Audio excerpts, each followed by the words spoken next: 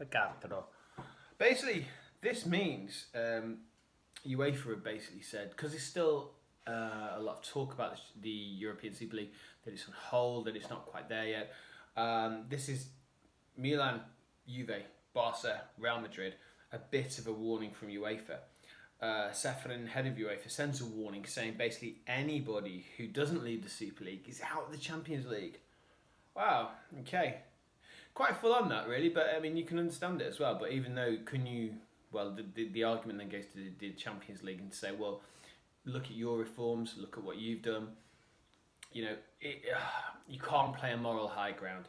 That's my opinion, not Gazetta's.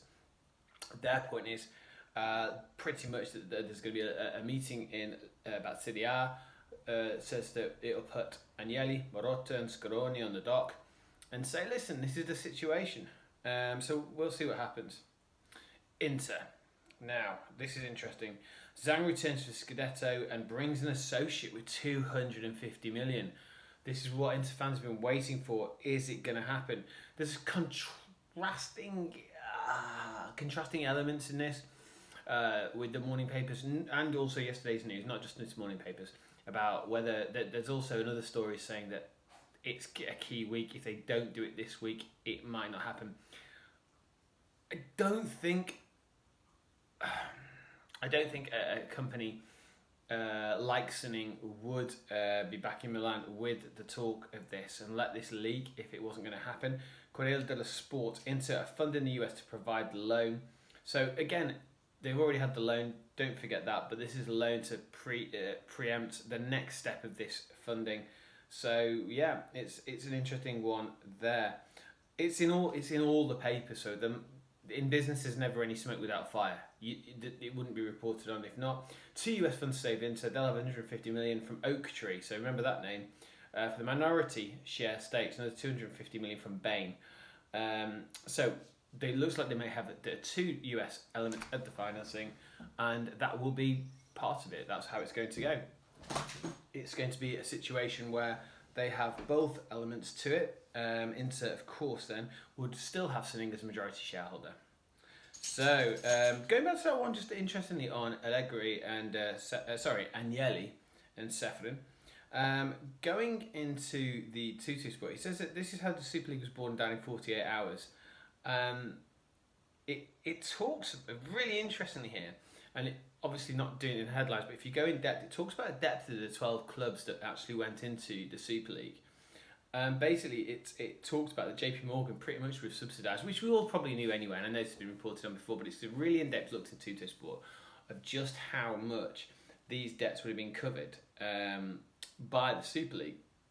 It says as well that to even slightly get them out of these debts, Inter would have to sell Lautaro, Juve would have to sell Le Gioia, Dybala, and Milan, of course, well, Donnarumma. But let's go back to Gazzetta now, because that is a seamless link, which I don't normally do. So to go back to this, when you talk about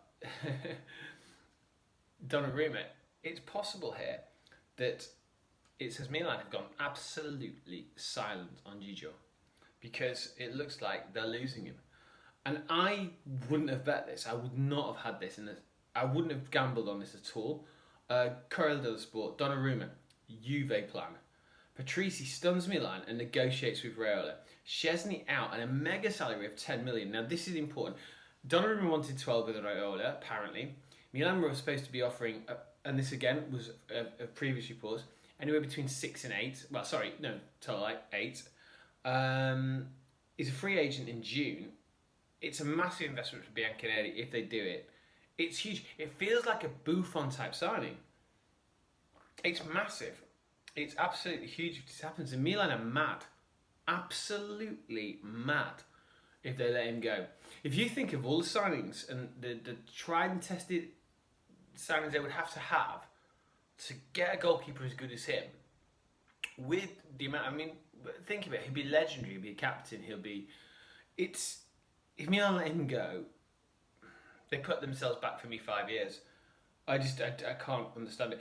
Also as well, Szczesny out, the mega salary worth 10 million. The only way Milan, I think, could actually get out of this is I think Szczesny is one of the most elite goalkeepers in Europe, and I think that for Juve to let him go is madness as well. So maybe that's wrong. So that's going to be so fascinating, so fascinating.